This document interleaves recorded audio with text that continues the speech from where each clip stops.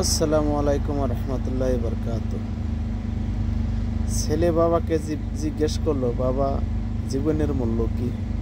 বাবা উত্তরে বলল, জীবনের মূল্য দেখতে চাস? তাহলে দেখ। তার বাবার ছেলের বাবার বাবা মানে তার দাদা একটা পাথর রেখে গেছিল, খুব মূল্যবান। ওই পাথরটা দিয়ে তার হাতে দিয়ে বললো, এটা সবজি দোকানে যা, পাথরটা দেখাইয়া দেখ কি দেয়। সে সবজির দোকানে গেল। সবজির দোকানে যাওয়ার পর সবজির দোকানদার বলল, এটা একটা পাথর, এটা দিয়ে কিছুই পাবা না। তুমি যদি পারো, জরুরি দরকার হয়, দুই মোটা শাক বা 1 কেজি আলু কিছু নিয়ে যেতে পারো। সে চলে আসলো, বাবার কাছে জিজ্ঞাসা করলো। দোকানদার তো সবজির দোকানদার তো এটা বললো, কোথায় ঠিক আছে।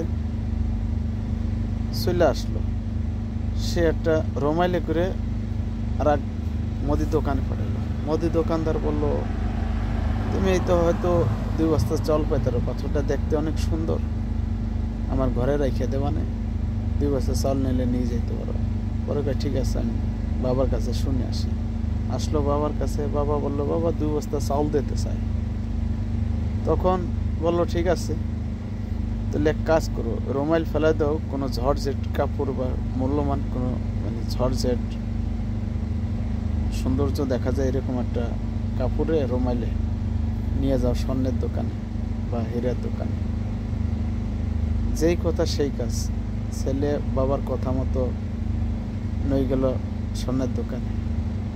তখন স্বর্ণকারে বলল, এটা দিয়ে আপনি আমার দোকানের অনেক অধিকাংশই নিয়ে যেতে পারেন, আমার দোকানের সব কিছু নিয়ে যেতে পারেন, এটার এত মূল্য। তাহলে কি বুঝলেন? রতনে রতন চিনে,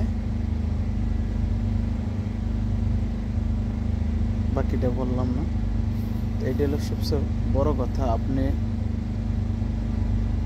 আমি যে পরিবেশের লোক সেই পরিবেশের লোক চিনি, যে কায়দার লোক সেই কায়দার লোক চিনি। একজনকে ইনসার্ট করা বা একজনের ভালোভাবে কথা বলা, যে যেই পরিবেশে বড় হয়েছে সে সেই পরিবেশের ভাষা বোঝে। একজনের আঘাত দিয়ে কথা বললে, আমি কোন কথাটা বললে একজন আঘাত পাবে, সেটা যে ভালো পরিবেশে জন্মগ্রহণ করছে সেই একমাত্র বুঝবে।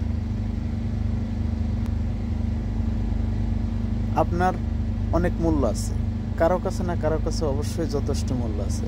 হয়তো একজনের কাছে মূল্যহীন, এনে কষ্ট পাওয়ার কিছু নাই, দুঃখ পাওয়ার কিছু নাই।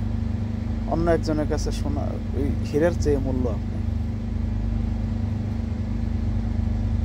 তাই কখনো নিজেকে ছোট ভাবার কারণ নাই। ইনশাল্লাহ আপনি সঠিক আছেন কিনা ওই জিনিসটা নিজের মাথায় রেখে সঠিকভাবে কাজ চালাই যান। কে কি বললো ওইগুলা দেখার পিছনে দিক তাকান বা মানুষের কথা কান দিয়ে কোনো লাভ নেই। অনেক আপনি ভালো থাকলে, ভালো থাকতে চাইলে, ভালো হইলে আশেপাশের মানুষ ভালো দেখবে না, ফিসফিস করে কিছু না কিছু আলোচনা করবে। আপনার ভালো আলোচনা না, সমালোচনাই করবে। আপনি সামনে এসে বসে না, তাই আমার জানের যান। তাই নিজেকে তৈরি করুন, ইনশাল্লাহ আপনার মূল্য অনেক বেশি কারো কাছে। ভালো থাকবেন, সুস্থ থাকবেন। আল্লাহ হাফেজ।